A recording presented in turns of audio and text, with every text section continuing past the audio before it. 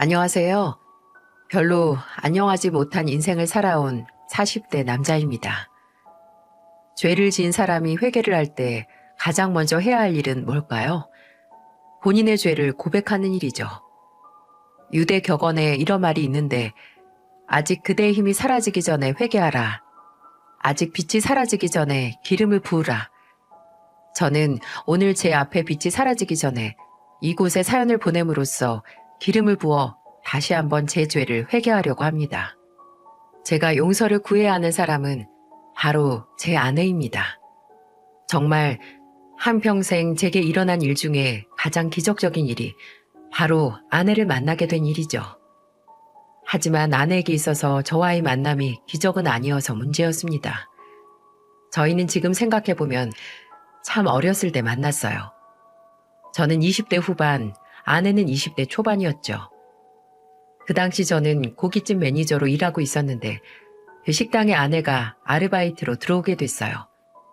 아내의 첫인상은 키 155에 몸무게는 50kg가 안 넘어 보이는 그야말로 툭 치면 바로 쓰러질 것 같이 마르고 약해 보였어요. 그래서 처음에 아르바이트 면접을 볼 때도 과연 이 친구가 여기서 일을 할 수 있을까 고민을 했던 기억이 나네요. 일 잘할 수 있겠어요? 여기 의외로 무거운 거 많이 들어요. 일단 반찬 나가는 쟁반도 우리가 기본 찬들이 많아서 무겁고 바쁘면 맥주도 한 손에 두세 병씩 껴서 잡고 해야 하는데 물건 들어오면 그거 옮기는 것도 힘들고 근데 정희 씨는 저기 있는 소주 박스도 못 들 것 같은데? 저 이렇게 보여도 의외로 힘세요. 이전에 마트 물류센터에서도 일해봐서 힘도 잘 쓰고 물건 정리하는 것도 잘해요. 정말 저 뽑으신 거 후회하지 않게 열심히 할 테니까 한 번만 믿고 맡겨보세요. 아내는 이렇게 말하더니 직접 가서 제가 말한 소주 박스를 들어보이더라고요. 그래도 못 믿었지 않다면 거짓말이겠지만 정말 일하고 싶은, 아니 일을 해야만 한다는 절박감이 그대로 제게 느껴져서 한 번 믿고 함께 일을 해보기로 했습니다. 아내는 정말 일을 열심히 했어요. 물론 첫인상처럼 일하면서 힘써야 할 때는 좀 부족하긴 했지만 그래도 누구보다 부지런하고 또 일머리도 좋아서 일을 효율적으로 하는 친구라고 생각을 했죠. 근데 일하면서 이럴 때는 참 당황스러운 기억이 있네요. 정희 씨, 그거 피야? 정희 씨 코피 나는데? 늘 피곤해 보이긴 했지만 일하면서 실시간으로 코피가 뚝뚝 떨어지는 건 처음 봤습니다. 얼른 휴지를 챙겨서 갔는데 아내는 대충 휴지를 작게 뭉쳐서 코에 넣더니 다시 부지런히 몸을 움직여 일을 시작했죠. 나중에 다른 아르바이트생에게 들었는데 그 당시 그 고깃집 마감 시간이 밤 11시였는데 아내는 그때 퇴근을 하고 나서 바로 편의점으로 가서 거기서 또 일을 한다는 거였어요. 그리고 아침 6시까지 일하고 집에 가서 자고 또 오후 3시에 식당으로 출근을 했던 거죠. 그러니 몸이 나만 하나요? 일하다가 코피를 쏟을 수밖에 없게 살았던 거죠. 환장할 노릇은 주말 아르바이트까지 알아보고 있다는 거였습니다. 그렇게 어린 친구가 대체 돈이 얼마나 필요해서 저렇게 몸을 혹사시켜가면서 일을 할까 싶더라고요. 그러다가 아내가 식당에서 일을 시작하고 2달 정도 지났을 때 오랜만에 식당 직원들끼리 회식을 하게 됐어요. 진짜 몇 달 만에 회식이라서 다들 부어라 마셔라 사장님이 주신 카드로 배를 불렸죠. 하나 둘 취해서 나가 떨어지는 사람들이 생기고 그러다가 제가 술김에 아내에게 이런 말을 했어요. 정희 씨, 이제 일은 좀 적응했죠? 요새는 소주 2박스도 막 한 번에 나르고 그러던데? 그럼요. 제가 그랬잖아요. 저 뽑은 거 후회 안 하게 해드린다고.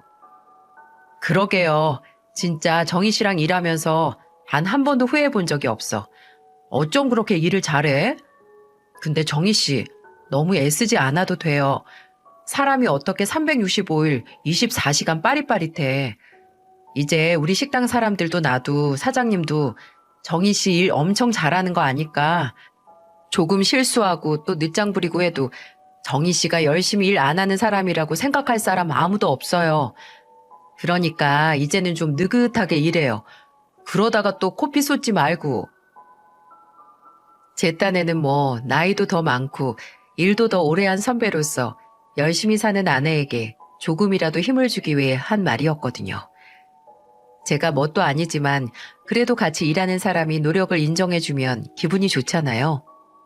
근데 그 말을 듣고 있던 아내가 가만히 있더니 울기 시작하는 겁니다. 놀래서 내가 뭐 실수했어? 라고 휴지를 손에 쥐어줬는데 아내는 그냥 너무 오랜만에 칭찬을 들어서 그런다고 고맙다고 하면서 울더군요. 아내도 술김인지 눈물을 보인 김에 제게 본인의 집안 사정을 말하기 시작했는데 아내의 이야기를 듣고 그렇게 열심히 사는 게 마냥 대단하고 대견해 보이기만 했던 게 안쓰러운 연민으로 바뀌게 됐어요. 아내는 집안의 소녀 가장이었습니다. 어머니는 오래전 암으로 돌아가시고 아버지와 동생과 살고 있지만 아버지는 일용직을 전전하다가 한 번 다치신 후로 쉬기 시작하시더니 아예 이제는 밖으로 나갈 생각을 안 하신다고요. 고등학교 3학년 때부터 자잘자잘하게 아르바이트를 시작하면서 집에 필요한 생활비를 벌기 시작했는데 이제는 아예 월세, 관리비, 동생 용돈까지 다 본인이 버는 돈으로 내고 있는데 돈을 벌어도 모자르기만 해서 무섭다는 얘기를 하더라고요. 제가 여기서 처음 일하고 받은 월급으로 동생한테 학원비를 줬거든요. 걔가 지금 고3이에요, 고3. 걔가 공부를 워낙 안 해서 솔직히 늦긴 했는데 그래도 뭐든 시켜야 해서 학교 앞에 단과 학원이라도 등록하고 오라고 40만 원을 줬어요. 근데 걔가 뭘 했는지 아세요?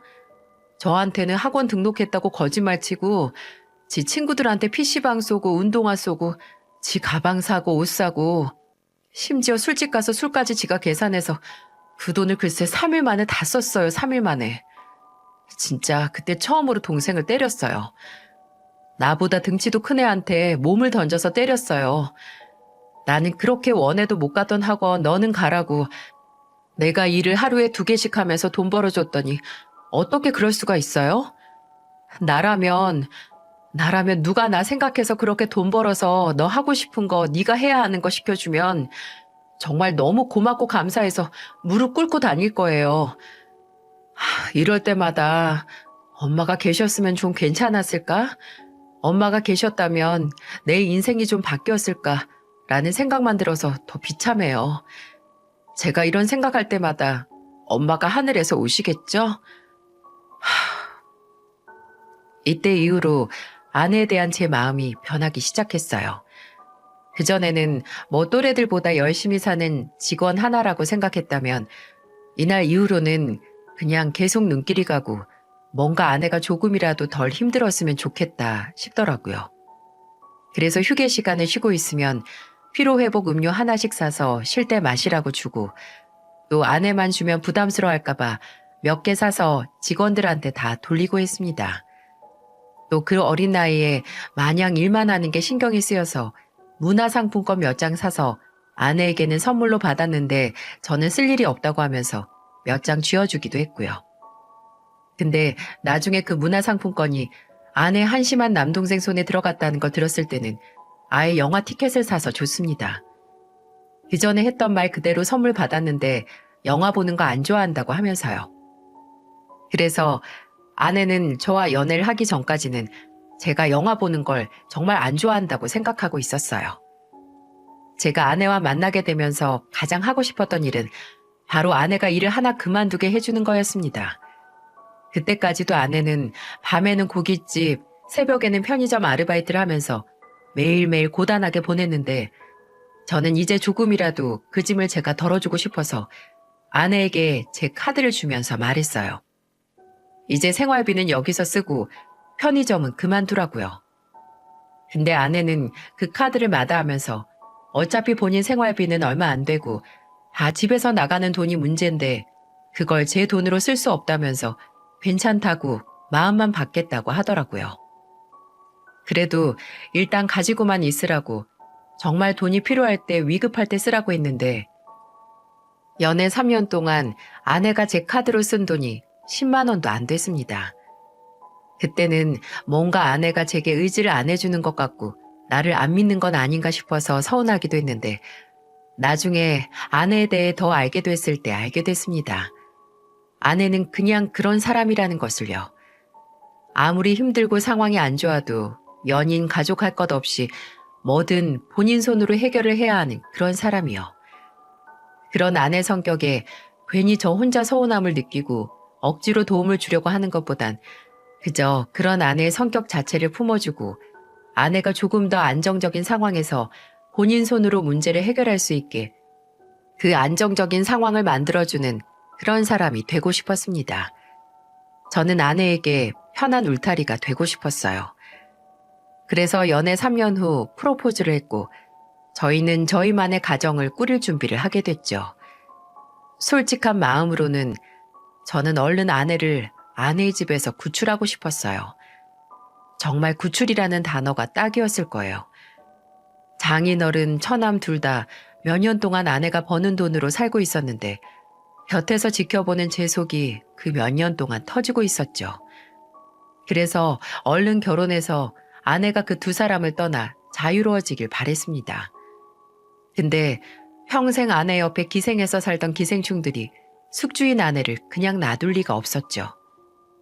결혼 준비를 하면서 먼저 아내의 집에 찾아가서 인사를 드리기로 했어요. 어차피 아내는 그전에도 몇 번 저희 부모님이나 제 동생을 만나 식사를 했었거든요.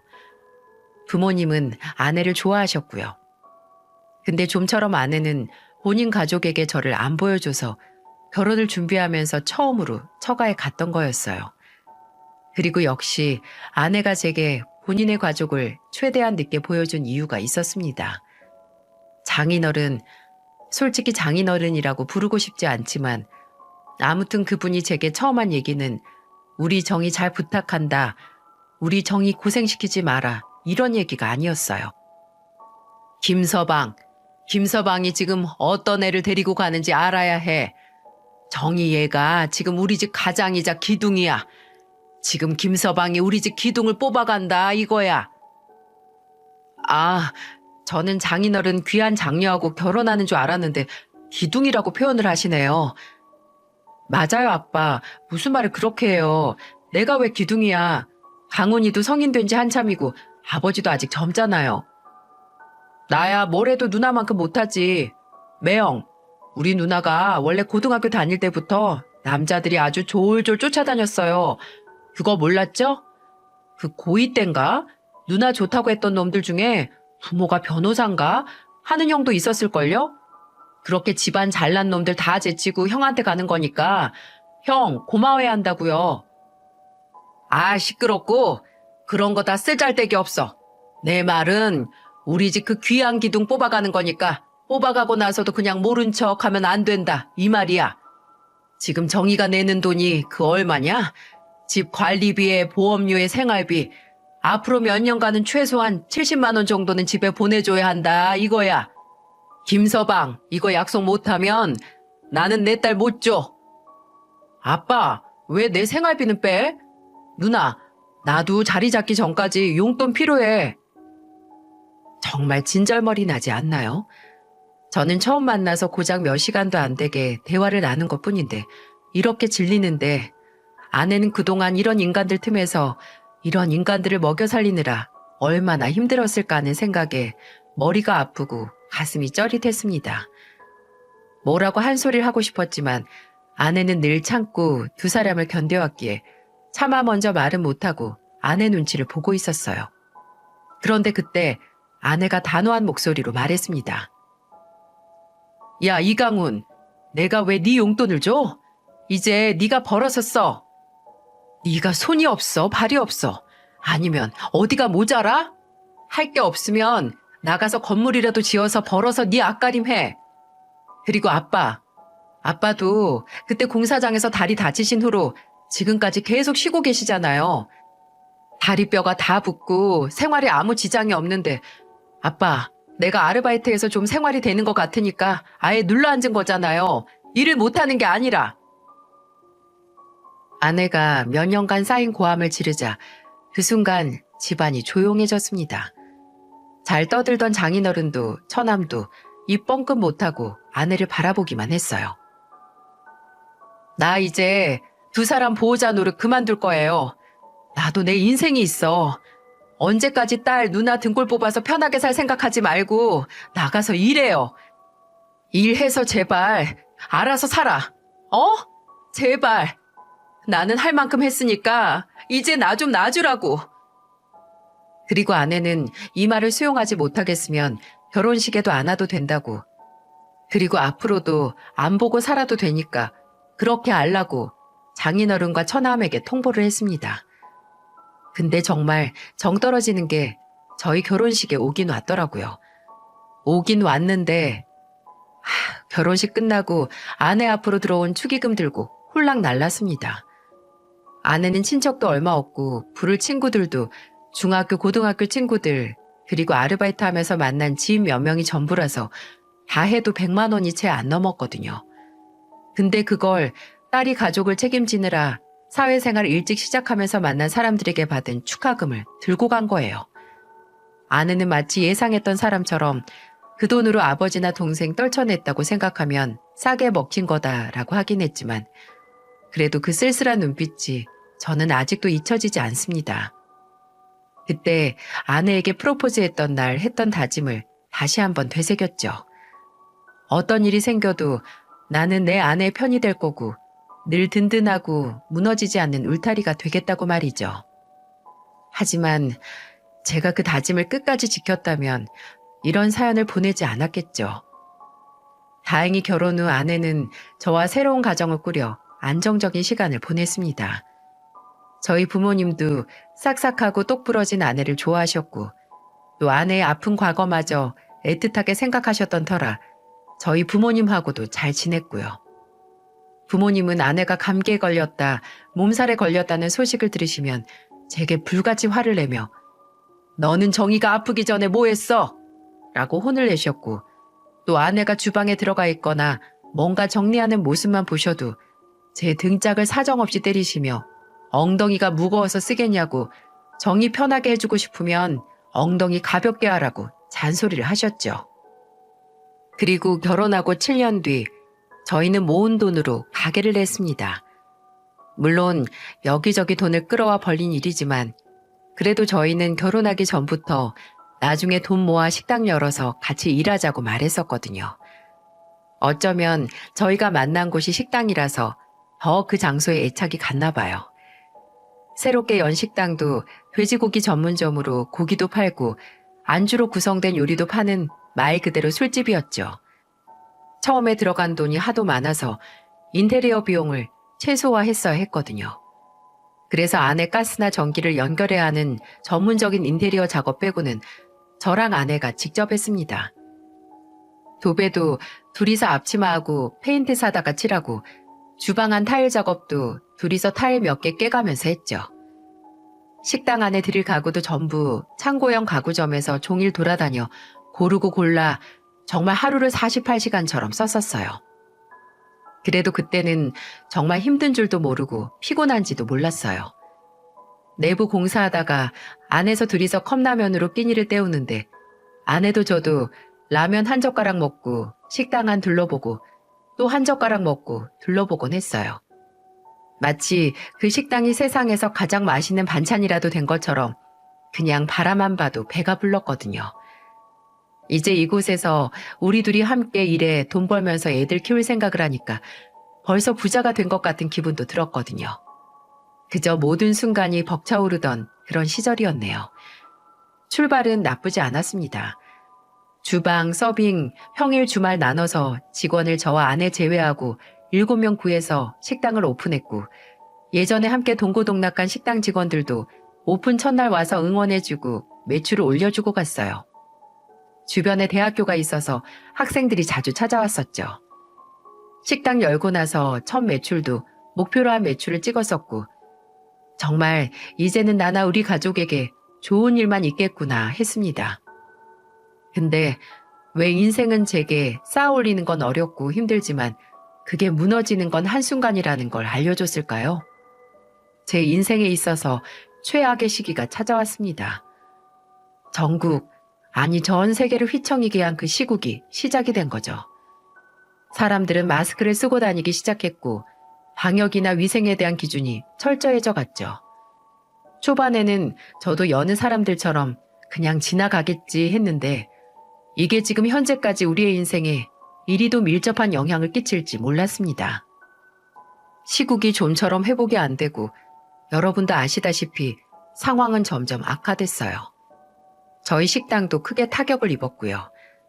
전국의 학교에 휴교령이 내려지고 대학도 원격 수업이 시작되면서 식당 매출은 반토막, 아니 3분의 1도 안 나기 시작했어요. 오는 손님이 거의 그 근처 대학생들이었는데 학생들이 학교에 안 가니 저희 식당도 텅텅 빌 수밖에 없었죠. 아내가 고기를 안주 메뉴로 배달을 시작하자고 해서 부랴부랴 배달도 시작을 했지만 배달로 원래의 매출을 채우긴 역부족이었어요. 사람이 안 좋은 상황에서 순간적으로 IQ가 급속도로 하락해서 잘못된 판단을 한다고 하잖아요. 그래서 상황이 더 악화된다고요. 저도 그랬습니다. 정말 시간을 되돌릴 수만 있다면 그때로 돌아가 잘못된 선택을 한 저를 묶어서 어딘가에 가둬버리고 싶을 정도예요. 시국이 안 좋아지면서 한창 주식 바람이 불기 시작한 거 혹시 기억하시나요? 주식은 그저 전문가의 손에 맡긴다는 인식이 사람들이 시국으로 인해 먹고 살기 힘들어지니 내 손으로 직접 정보를 모아 투자를 해 시국으로 인해 까먹은 부수입을 창출하겠다는 개미들이 생겨나기 시작했었죠. 저도 그 개미들 중 하나였고요. 식당 매출이 안 나와서 직원들 월급도 못 줄 지경이 돼서 정리하고 아내와 제가 일하는 시간을 늘려 식당을 지켜도 오라는 손님은 안 오니까 정말 말 그대로 낭떠러지 앞에 선 기분이었거든요. 근데 그때 주변에 주식 투자로 연봉에 가까운 수익을 냈다는 지인 얘기가 들려오는데 여기서 더는 추락할 곳이 없다고 착각하고 뛰어든 주식이란 세계에서 저는 그 선택으로 인해 등 떠밀려 그대로 낭떠러지 아래로 추락을 하고 말았습니다. 한심한 놈, 한심하고 무능하고 무책임한 놈. 그때 저에게 해주고 싶은 말입니다. 투자로 부수익을 창출하겠다 나선 저는 그래도 조금 더 큰 한 방을 노리기 위해 안정성보다는 모험을 하기로 했고 국내 주식뿐만 아니라 해외 주식에도 손을 댔어요. 미친 거죠.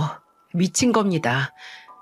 그때 저는 정말 어쩌면 내가 워렌 버핏이 될 수 있다는 밑도 끝도 없는 자신감과 희망을 가지고 있었어요. 아마 그런 생각이 없었다면 버티지 못했을 겁니다. 실상은 내 무덤을 파는 줄도 모르고 하루에 20시간은 주식 투자 사이트에 들어가 발이 덜덜 떨면서 언제 오르나 기다리는 배짱이만도 못한 개미였을 뿐이었는데 말이죠. 결과는 역시나 참패였고 저는 어리석게도 제 패배를 인정하지 못했습니다. 처음 했던 투자로 큰 돈을 까먹었을 때 아내는 저에게 이렇게 말했어요. 이렇게 까먹는 거 한 번이면 좋게. 남들이 다 해서 혹시나 하는 마음에 평생에 한 번쯤은 할 수 있어. 나도 아예 희망을 안 품었다고 하면 거짓말일 거야. 근데 이게 끝이야. 지금 우리 이렇게 확실하지도 않은데 돈 낭비할 때가 아니야. 이게 매일 복권 판매점 돌면서 로또 수십 장 사고 다니면서 돈 버리는 거랑 뭐가 달라. 아니, 차라리 로또 사고 언제 당첨되나 할 일 없이 기다리는 게 낫겠다. 그만 좀 해. 당신이 뭘 알아? 어떻게 위험 부담 하나 안 하고 큰 돈 얻길 바래? 이것도 다 그 다음에 더 큰 건수를 얻기 위한 투자야, 투자. 좋은 정보만 들어와서 그중 하나만 떡상해도 이전에 까먹은 거 다 만회할 수 있다는데도 왜 그렇게 사람을 쪼아? 그렇게 내 탓만 하면 돈이 나와? 네, 돌을 던진다면 저는 기꺼이 맞겠습니다. 저 말을 내뱉을 때의 전 수천 개의 돌을 맞아도 불쌍하지 않는 한심한 놈이었거든요. 제가 정말 한심했던 건 저 때 아내가 첫 번째 투자를 실패한 뒤 준 기회를 알아먹지도 못하고 그저 아내가 저를 안 믿고 그저 제 탓을 한다는 게 서운하고 화가 나서 저딴 말만 했다는 거예요. 그 후에도 저는 천하의 등신 머저리 마냥 정신을 차리지 못했습니다. 끝까지 가고 만 거죠. 그 당시 살고 있던 집을 주택담보로 대출을 받아 다시 투자를 하고 만 거예요. 지금도 저 자신에게 소름이 끼치는 건 그때의 전 정말 그 짓이 나와 내 가족을 위한 선택이라고 굳게 믿었다는 겁니다. 이번만 잘 되면 아내도 제게 실망한 마음을 잊을 테고 아들들에게도 다시 당당한 아버지가 될 수 있으니 말입니다. 현실은 내 자신이 잘못된 선택을 하지 않았다는 걸 증명하기 위한 아집이고 미련이었죠. 그렇게 대출까지 몽땅 끌어다가 투자한 돈도 무참하게 까먹고 저는 빠져나올 수 없는 나락으로 떨어졌습니다. 그렇게 커다랗게 실패를 하고 나니 세상이 다 나를 버린 것 같고 그냥 아무것도 하고 싶지 않더라고요. 그래서 식당도 나가지 않았습니다. 어차피 나가서 손님 얼굴도 못 보고 파리도 오지 않고 그저 먼지만 날리는 식당 안에서는 더 참을 수 없을 것 같았거든요. 아내에게는 그런 제가 투자한다고 설치다가 돈 다 날리고 빚지고 이제는 일까지 하지 않는 한심한 놈으로 보였겠죠. 실제로도 그랬고요. 그때는 아내와 마주치기만 하면 싸웠습니다. 아내가 쉬는 모든 숨이 저를 향한 질타가 담긴 한숨 같아서 더 예민해졌던 것 같네요. 못난 놈의 자격지심이죠. 아내가 식당 마감하고 들어와서 안방에 누워 휴대폰을 들여다보고 있는 저를 발견하면 그 순간 싸움의 시작이었죠. 어떻게 끝까지 기다려도 식당에 나와보질 않아? 이제 아예 손 놓기로 한 거야? 왜 또 얼굴 보자마자 짜증이야? 뭔데 또? 이게 짜증이라고? 짜증이란 하찮은 감정은 고사하고 난 이제 당신한테 실망할 건덕지도 안 남았어.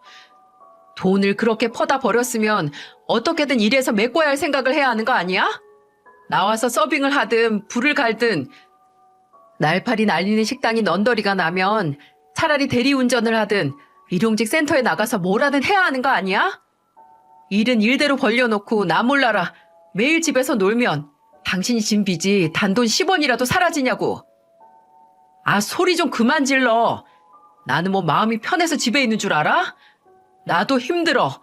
나도 막막하다고. 어디서 어떻게 해야 할지 모르겠어. 내가 나조차 하고 투자하니 뭐니 일 벌렸어? 나 당신이나 우리 민성이랑 민영이 생각해서 조금이라도 잘해보려고 하다가 삐끗한 거잖아. 근데 왜 이렇게 사람을 쪼아대? 안 그래도 힘든 사람을. 당신만 힘들어? 당신만 막막해? 막막하면 같이 뭐든 해야 하는 거 아니야? 근데 당신 몇 주, 아니 몇 달 동안 주식 동향 살핀다 휴대폰만 들여다보고 노트북만 하고 나만 식당 나가서 죽자 살자 이제는 직원도 안 남아서 3명 4명이서 할 일 다 하잖아. 내가 하는 일은 그나마 그 식당 여느라 빌린 이자는 내. 우리 보험료도 나가고 우리 아들들 먹이고 입히고 재운다고. 근데 당신이 대체 이 집에 있는 이유가 뭐야? 당신 왜 나랑 살아? 가장 힘들 때 곁에 없는데 어떻게 우리가 가족이야? 아내가 그렇게 서러움을 토해내면 저는 달아났습니다. 성질을 내며 집을 나가서 며칠 집에 들어가지 않은 날도 있었어요. 집으로 가서 아내 얼굴을, 애들 얼굴을, 그리고 제가 저지른 일에 대한 결과를 마주할 용기가 없었거든요. 그렇게 제 과오를 피해 돌아다니니 아내도 더는 참을 수 없는 지경에 이르렀습니다. 하루는 또 집을 나갔다가 가지고 있는 현금도 떨어져서 새벽 3시 정도의 집으로 비척비척 기어들어갔어요. 근데 어두컴컴한 집안에 주방에만 불이 켜져 있었고 식탁에 아내가 오독하니 앉아있는 겁니다. 아내를 보고 뭐라 말도 안 하고 지나가지도 못하고 가만히 서 있는 저를 본 아내는 차분한 목소리로 말했어요.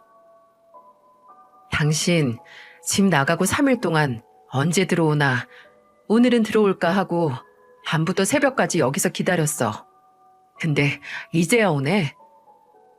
왜 기다렸는데? 이 말 하려고. 그래도 얼굴은 보고 해야 할 것 같아서. 이혼하자 우리. 그때 사고가 정지했죠. 아니, 오히려 드디어 올 게 왔구나 하는 생각도 들었습니다. 당장 빌고 매달리고 한 번만 기회를 달라고 매달릴 판에 이혼이라는 두 글자를 마주한 저는 그때까지도 정신을 차리지 못했어요. 밟으면 꿈틀하는 정신 나간 지렁이 마냥 마구 꿈틀거리는 게 그 당시 제정신이 아닌 제가 할 수 있는 최선이었죠. 이혼? 하, 너는 이혼이 장난이야? 그럼 당신은 결혼이 장난이어서 이 지경을 만들었어? 현실적으로 생각해보자. 지금 이혼을 한다 한들 네가 지금보다 나은 상황에서 살 수 있을 것 같아? 애들은 어쩌고? 우리 애들 절대 포기 못해. 그럼 너랑 나 이혼한 순간 애들은 애들대로 갈라선 부모 사이에 껴서 고통받고 너나 나는 애들한테 그런 상황 만들어줬다는 죄책감에 시달리겠지.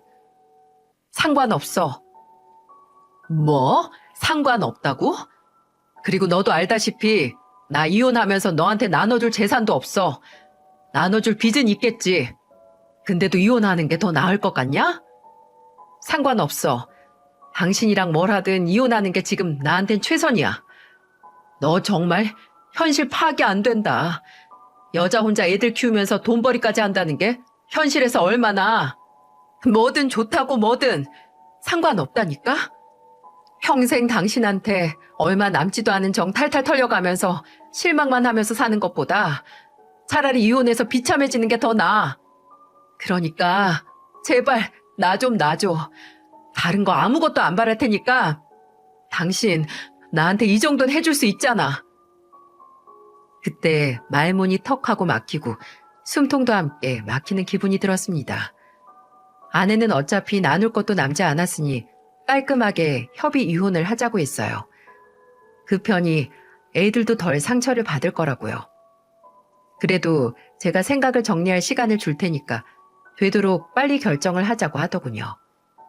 시국으로 식당이 망해가고 대출까지 받아서 산 주식이 하루하루 주가가 떨어지는 걸 보는 것보다 아내가 저를 버릴 결심을 했다는 게 충격적이고 가슴이 아팠습니다. 아니, 저는 충격을 받을 자격도 없죠. 이 모든 게 제 과오였으니까요. 그런데도 저는 제게 하나 남은 그 자존심을 버리지 못하고 아내가 이혼을 결심했다는 걸 인정하지 못했습니다. 집안의 공기는 더욱더 차가워졌고 저는 하루하루 초조해져만 갔죠. 근데 당장 아내의 이혼 통보만 해도 잠을 못 이뤘는데 저를 좌절시킨 사건이 일어났습니다. 아내의 이상 행동이 시작된 거예요. 저녁 8시만 되면 한 채 흔들림 없이 튀어나오는 시계 속 뻐꾸기처럼 나가기 시작했다는 겁니다. 그때는 아예 식당도 문을 열지 않았는데 아내는 6시부터 애들 밥을 챙겨 먹이고 애들을 씻기고 재우고 나서 8시만 되면 가방을 들고 집을 나섰어요. 처음에는 다른 방에 있다가 현관문이 열리는 소리에 쓰레기를 버리러 가거나 편의점이나 슈퍼같이 잠깐 나가는 줄만 알았거든요. 근데 1시간, 2시간이 되도록 오지 않는 겁니다. 아내는 밤 12시가 넘어도 연락 한 통 없이 집에 오지 않았고 그건 다음날 또 그 다음날도 계속됐어요. 그때 바로 물어봤어야 했는데 이혼까지 이야기한 마당에 도저히 입이 떨어지지 않아 아내의 이상 행동이 시작되고 열흘이 지났을 때 안 자고 아내를 기다려보기로 했습니다. 근데 그렇게 8시면 나간 아내가 몇 시에 집에 들어온 줄 아세요? 새벽 5시였습니다. 동이 트기 전에 들어온 아내는 거실에 앉아서 자신을 기다리던 저를 가라앉은 눈으로 한번 보고 그대로 안방으로 들어가려고 했어요. 저는 그때 아내에게 거실에 있는 가구나 다름없었습니다. 저는 아내의 가라앉은 눈에도 참을 수 없는 감정을 느꼈고 또 아내가 대체 왜 밤마다 나가 새벽에 들어오는지 알아야 했기에 벌떡 일어나 며칠 만에 아내에게 말을 걸었어요. 차라리 안 걸었으면 훨씬 나았을 그런 내용으로 말이죠. 너 혹시 바람 피워? 뭐? 아니면 밤에 일하면 돈 더 주는 그런 데서 일해? 아니면 왜 밤마다 나가서 이 시간에 들어와? 대체 뭐라고 돌아다니는 거야? 그래, 당신한테는 10년을 넘게 알아온 내가 밤마다 애들 두고 나가서 바람 피우거나 술 따라주면서 돈 버는 그런 사람일 수 있겠지. 정말 끝까지 질리게 한다, 김동훈 너. 그리고 잊었나 본데 너 나한테 이제 그런 거 추궁할 자격 없어. 잊었어? 나 너랑 이혼하기로 했어. 웃기지 마. 아직 이혼한다 도장 찍지도 않았는데 무슨 이혼이야? 순진한 소리 하고 있네.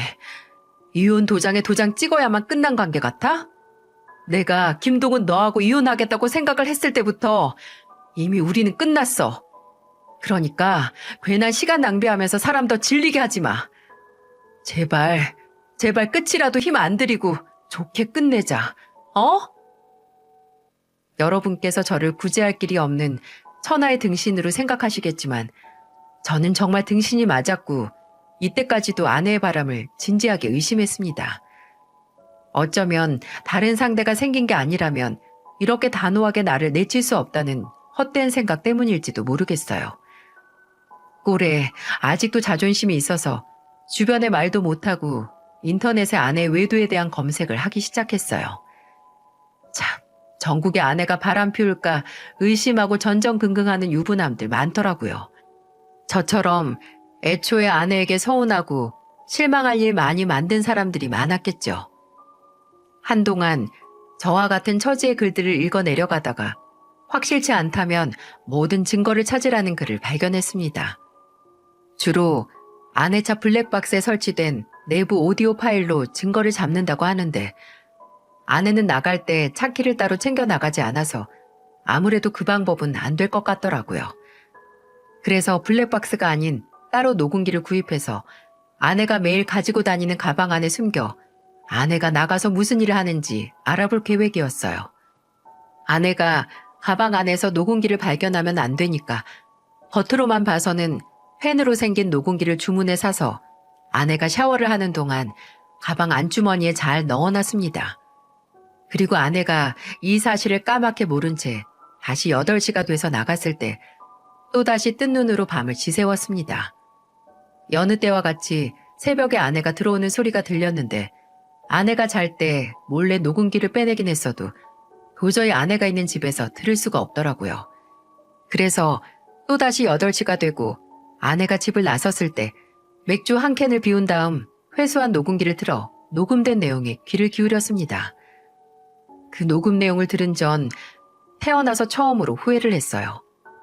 바로 이 세상에 태어나 아내를 만난 걸, 그래서 아내 인생에 있어서 또 다른 오점이 된 걸 말입니다. 녹음기에서는 한동안 가방 안에서 미세한 잡음과 주변에 차소리나 스치는 사람들이 내는 말소리 같은 소음만 들렸어요. 그리고 40분 정도 지났을 때 아내가 누군가에게 사과하는 말소리가 들렸습니다. 미안해 미정아, 차가 너무 막혀서. 야, 벌써 9시야. 내가 말했지? 아무리 늦어도 8시 40분까지 오라고. 미안해. 다음부터는 정말 안 늦을게. 늦을 것 같으면 그냥 지하철 탈게. 아무리 네가 내 친구라고 해도 공과 사는 구분해야지. 솔직히 고작 7시간 애 봐주고 15만 원 받는 것도 내가 친구니까 잘 쳐주는 거지. 아니면 네가 어디서 이런 돈을 받고 일해. 안 그래? 그래도 나는 네가 친구니까 네 처지가 하도 딱해서 다음 달부터는 7시간에 20만 원으로 쳐줄까 했는데 이러면 그런 생각 쏙 들어가지. 앞으로 꼭 시간 약속 지킬게. 그러니까 화 풀어. 어? 생각 좀 해보고. 일단 나 나간다. 빨리 유미 먼저 재워. 미정아, 잘 갔다 와. 저는 경악을 금치 못했습니다. 대화 내용도 내용이지만 저 미정이라는 이름, 저도 아는 이름이었거든요. 유미라는 이름도 아내를 통해 익히 기억하고 있던 이름이었고요. 아내 결혼식에도 왔던 고등학교 친구인데 술집을 운영 중이고 약 2년 전 이혼을 해서 혼자 딸을 키우고 있다고요. 아내는 친구 딸인 유미가 둘째 민영이랑 같은 나이라는 말을 했었어요. 제가 낯익은 이름을 되뇌이며 상황을 파악하고 있을 때 아내가 가방을 멀리 두거나 어디 밑에 놨는지 자꾸 노이즈가 많이 낀 소리가 들려왔는데 아내가 유미라는 아이와 나누는 대화였어요. 유미 왜 앉아? 눈을 꼭 감고 있어야 잠이 오지. 아줌마, 민영이는 왜 안 데리고 와요? 민영이는 뭐예요? 민영이는 집에서 벌써 자고 있을걸? 그러니까 유미도 눈 꼭 감고 자자. 아줌마가 이렇게 토닥토닥 해줄 테니까 꿈나라 가서 먼저 자고 있는 민영이 만나자. 알았지? 죽고 싶었습니다. 정말 죽고 싶었어요. 아내가 집에 있는 자식들이 잠들 때 토닥거려주지 못하고 고등학교 친구의 딸을 돌보며 고작 15만 원이라는 돈을 벌기 위해 그 치욕스러운 말까지 들었다는 게 저를 괴롭게 했습니다. 그리고 15만 원이라는 돈을 그때의 저는 벌지도 못한다는 현실에 비참해 땅으로 꺼지고 싶었죠. 제가 그렇게 아내를 구출하고 싶었던 처가에 있었던 장인어른과 처남과 다를 게 뭐가 있을까요? 아내를 가족이란 이름으로 고생시키고 상처 입히고 아내가 벌어오는 돈으로 집안이 돌아가고 있는데 제가 그 인간들과 다를 게 어디 있겠어요? 저는 녹음기를 쥐고 오열했습니다. 아내를 비참하게 만든 게 나의 무능함과 무책임이라는 생각에 정말 나 자신을 죽이고 싶었어요. 그때 저는 드디어 제 문제를 직면하게 됐고 모른 척 눈 감고 있다가 태산보다도 더 커진 이 일을 이미 내게 실망하고 뒤돈 아내의 마음을 어떻게 돌려야 할지, 아니 나 같은 게 아내의 마음을 돌려 붙잡고 살아도 되는지 고민했어요. 하지만 확실한 건 아내 인생에 있어서 장인어른이나 처남 같은 존재가 되고 싶지 않다는 거였어요. 시간이 흐르고 어느새 아내가 집에 돌아올 시간이 다가오고 있었습니다. 저는 아내에게 해야 하는 말을 아내가 마땅히 들어야 하고 제가 앞으로 목숨보다도 지켜야 하는 약속들을 생각했어요. 그리고 아내가 무슨 말을 하든 받아들여야 하는 생각 반, 그래도 어떻게 해서든 아내를 잃고 싶지 않다는 생각 반이 제 속 안에서 어우러져서 사람을 미치게 만들었어요. 그리고 몇 분 후 현관문 열리는 소리가 났고 드디어 아내가, 제가 회개를 해야 하는 사람이 돌아왔어요. 저는 이미 그전부터 거실에 무릎을 꿇고 아내를 기다리고 있었고 이미 한바탕 크게 운 뒤라서 아내는 저를 의아하게 생각을 했을 겁니다. 아내가 느린 발걸음으로 가까이 왔을 때 저는 아내를 쳐다보지도 못하고 어렵게 입을 열었습니다. 내가 용서받지 못해도 할 말 없는 짓 정이 너한테 한 거 알아. 이제 와서 널 붙잡을 염치도 없다는 것도 잘 알고. 근데 정이야, 여보, 정말 딱 한 번만 나한테 기회를 줄 수 있을까? 나 정말 당신 없으면 못 살아. 당신 없으면 나는 바라보고 살 것도 내 삶의 이유도 사라져. 내가 지금까지 너무 많은 잘못을 했어. 그걸 다 보답하고 갚는다는 뻔하고 불가능한 소리는 안 할게. 내가 뭘 해도 당신이 나를 완벽하게 용서할 수 없을 거야.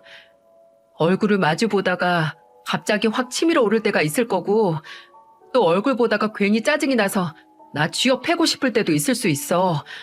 그럼 내가 그럴 때마다 당신한테 원 없이 맞을게. 당신이 스트레스 받으면 때려도 좋아. 그러니까 제발 여보, 정이야. 나 한 번만 살려줘. 나 한 번만 다시 당신 울타리가 될 수 있는 기회 좀 줘. 그리고 저는 통곡을 했습니다. 주제도 모르고 잘한 것도 없는 주제에 아내 앞에서 머저리처럼 울었어요. 울면서도 정이야, 정이야라고 계속 아내 이름을 불렀는데 마치 그 부름에 대한 답변처럼 아내는 제 앞에 앉았습니다. 그리고 지친 목소리로 말했어요. 당신 말이 맞아. 나 당신 당장 용서 못해. 어떻게 그래? 뭘 보고? 근데 기회는 줄 수 있어. 내 옆에서 평생 사죄하고 회개하고 나나 애들한테 잘못한 거 죄값 치르면서 혹시 모르지. 내가 당신을 용서할 수 있을지. 난 어차피 돌아갈 곳도 없어. 그러니까 딱 한 번만 더 기회를 줄게. 제발 나 좀 후회하게 만들지 마. 나 당신하고 살면서 더는 후회하고 싶지 않아. 저는 아내에게 용서를 받았다고 생각하지 않았습니다. 아내가 제게 집행유예 선고를 내렸다고 생각했어요. 그 기간은 영원이고 혹시 제가 그 기간 동안 또다시 잘못을 한다면 그때는 정말 지옥행이나 다름없다고요. 또 아내는 제게 어떻게 할지 계획을 세워오라고 했어요. 어떻게 이전으로 돌아갈지, 이전 같은 생활을 할 수 있게 무슨 노력을 할지 말이죠. 그래서 저는 일단 식당을 정리했습니다. 그리고 그 당시 살던 집보다 더 작은 방 2개짜리 월세방으로 이사를 해서 대출받은 돈 일부를 갚았어요. 그리고 새롭게 택배 상하차 일을 시작했고 아내에게는 친구 아이 봐주는 일을 그만두라고 말했고요. 저는 이미 오래전 제가 해야 하는 일을 찾아갔지만 너무 늦었나 봅니다. 아내를 더 이상 괴롭게 만들고 싶지 않아서 다시 한번 기회를 잡았는데 한 발 늦게 도착해버렸네요. 제가 정신을 차리고 얼마 지나지 않아 아내의 몸에 자궁 근종이 발견됐습니다. 수술과 약물 치료를 하면 문제없다고 하긴 했지만 그래도 종양이라니. 왜 온갖 잘못을 한 건 저인데 나쁜 일은 아내에게 일어나고 힘든 사람은 아내인 건가요? 하늘이 제가 만든 잘못에 대한 벌을 내가 가장 사랑하는 사람이 불행한 모습을 보고 괴로워하라고 하는 게 아닌 이상 말도 안 되는 일이었습니다. 저는 그때 하던 택배 상하차 일을 그만두고 일당이 더 세다는 건설 현장직을 소개받아 막노동을 하고 있었는데 평일에는 공사장에서 일하고 오전에는 이전에 일했던 택배업체 주말 물류 분류하는 작업을 하고 있었어요. 시간과 체력이 남으면 대리운전도 뛰었고요. 주말에는 평일보다 바빠서 그때 병원에 입원한 아내를 만나러 갔고 아니면 학교와 유치원에 다녀오는 아들을 돌봤습니다. 지은 죄가 있어서 정말 어떻게든 해내려고 미친 듯이 움직였어요. 아내는 퇴원 후 제가 사정해서 집에서 쉬게 했습니다. 솔직히 말이 쉬는 거지 집에 있으면 집안일하고 애들이 있는데 그것도 아내에게 미안했네요. 그렇게 꼬박 1년을 보냈습니다.